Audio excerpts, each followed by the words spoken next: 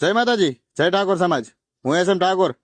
અત્યારે આપણી સમાજમાં જે નવું બંધારણ બનાવવામાં આવ્યું એમાં ખાસ જો વિરોધ કરતા હોય તો એ છે ડીજે વાળા. તો ચાલો તમને એક કડવું સત્ય કહું કે મોજ શોખની જિંદગી જીવવા માટે ઠાકોરોએ ઘણું બધું ખોયું છે.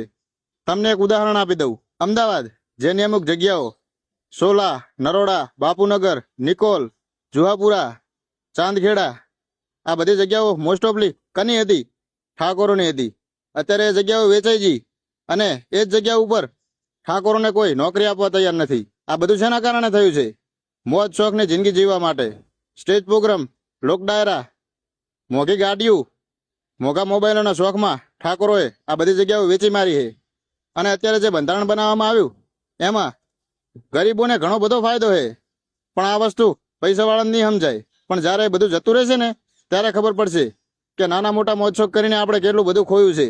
હવે અમુક લોકો પાછા એમ કહે છે કે આ બંધારણ કેમ આપણા 3 જિલ્લાઓમાં જ રાખવામાં આવ્યું? તો આ 3 જિલ્લાઓમાં જ આપણી સમાજ 60 થી 70% છે અને આર્થિક રીતે બહુ પાછળ છે.